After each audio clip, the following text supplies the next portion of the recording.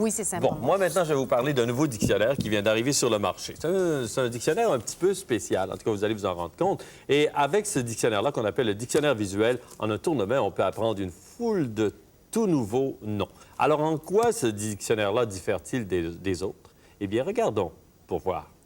C'est une carabine, un fusil. C'est long. Un grand long. Ben oui, il y en a. Carabine, c'est long.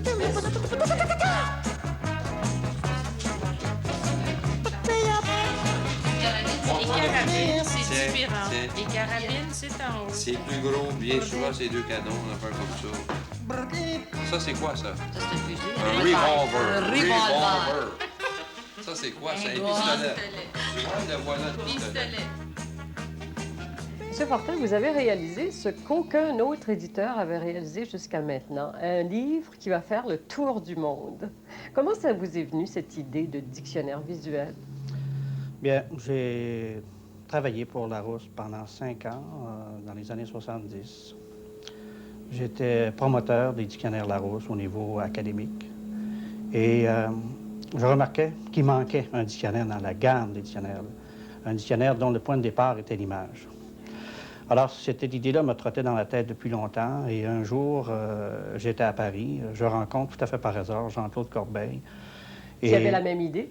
Qui avait la même idée. On se rencontre, on va prendre un verre. Et j'ai dit...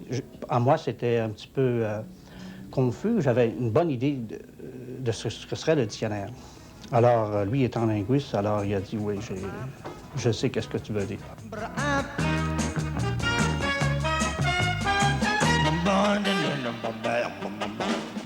On peut penser, M. Corbeil, que faire un dictionnaire sans définition, seulement avec des images, que c'est beaucoup plus facile.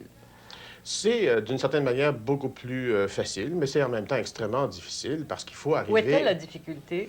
La difficulté, elle est d'une part du point de vue linguistique parce que ça vous oblige à ne traiter que de choses qui sont représentables par une illustration quelconque, même si vous pouvez, à un certain moment, trouver des astuces pour transformer en image des choses qui ne sont pas susceptibles d'une image. Comme quoi, par exemple? Les sous-produits du pétrole. Ah, oui. Mettre le mot kérosène dans un dictionnaire comme celui-là, c'est pas évident parce que le kérosène, c'est un liquide, il y a une couleur, mais comme j'avais pas de couleur, je peux pas mettre le kérosène. Donc, ce qu'on a fait comme astuce, c'est qu'on a mis le profil d'une raffinerie de pétrole et aux différentes hauteurs de raffinage du pétrole, on a mis les sous-produits de manière à faire apparaître le mot kérosène, le mot mazout, par exemple, qui sont tout de même des mots intéressants. Et vous avez combien de thèmes? Nous avons 28 thèmes. Ça donne à peu près quelque chose qui roule autour de 30 000 mots. Et j'ai pas compté les illustrations une à une, mais il doit y avoir environ 3 000, 3 200 illustrations. À quel usage était destiné ce dictionnaire? Nous avions vraiment l'intention de mettre à la disposition d'un très grand public la terminologie usuelle des choses qui nous entourent dans la vie quotidienne, compte tenu du fait que nous vivons tout de même dans une civilisation fortement industrialisée et que nous sommes, je dirais pas envahis, mais certainement entourés d'une multitude d'objets. Alors, vous pensez donc que ce dictionnaire pourrait contribuer à augmenter le vocabulaire des Québécois? Chose certaine, ça permet à un utilisateur d'avoir la terminologie des choses qu'il a autour de lui. Moi, en tout cas, je sais que si, pour ce qui concerne les termes de l'automobile, ça va beaucoup m'aider. Maintenant, quand j'irai au garage, je saurai quel terme employer. L'automobile, c'est commode. Ou encore les multitudes de petits objets qu'il y a dans la cuisine. Tout le monde s'est lancé dans la cuisine ces temps-ci. Les hommes d'abord parce qu'ils avaient quelque chose à se prouver peut-être. Les femmes parce qu'ils étaient très contentes que les maris s'en occupent. Mais tout le monde aujourd'hui est dans un livre de cuisine. Eh bien, c'est pas évident de lire un livre de cuisine parce que les recettes comportent toujours une terminologie extrêmement précise. Et c'est peut-être les manuels qui sont le moins avec concession. Je dirais que ce sont des manuels sans concession du point de vue terminologique.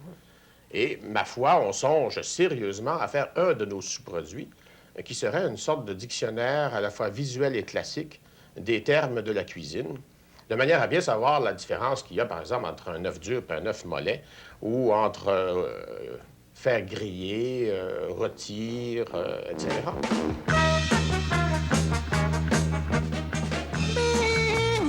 Comment t'appelles ça, le... C'est un presto, c'est ça? Un autocuiseur. Autocuiseur pardon. aussi. Comment appelles-tu ça? Un tamis. Oh! L'autre, c'est un pilon pour les patates. Comment ça s'appelle ça? Un presse-patate, il me semble. Après ça, de la bolle là-bas, là. Troué. Mais l'autre ici, là, comment ça s'appelle ça? Ça, c'est pour la farine. Oui, mais ça s'appelle comment? On peut s'étonner que ce dictionnaire-là naisse au Québec parce qu'on n'a quand même pas l'habitude de faire des dictionnaires ici. C'est plutôt l'affaire des Européens, généralement.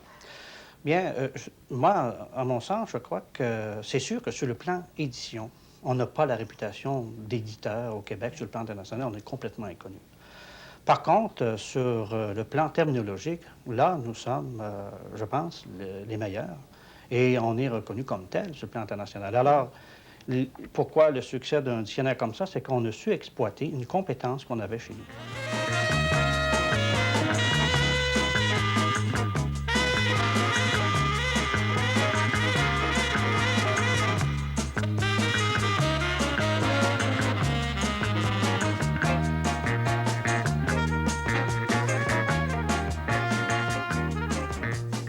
Monsieur Corbeil, quel sera l'avenir informatique de ce dictionnaire-là?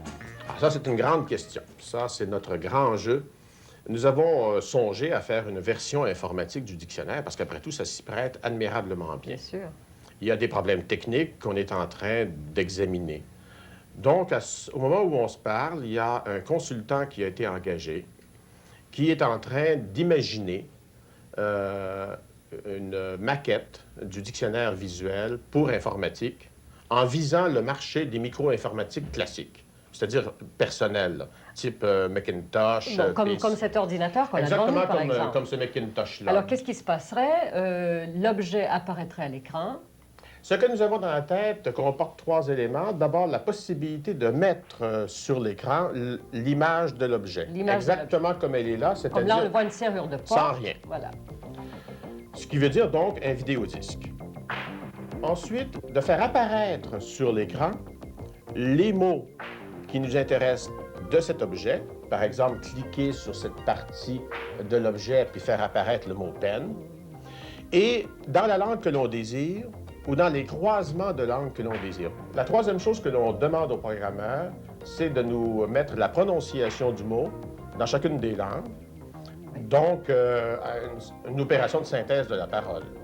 Ce dictionnaire informatique pourrait être commercialisé très bientôt, non? Absolument. Je pense que si la réponse du marché est bonne, nous entrerons en production pendant l'année 87 et ça devrait être disponible en septembre 87 si tout va bien.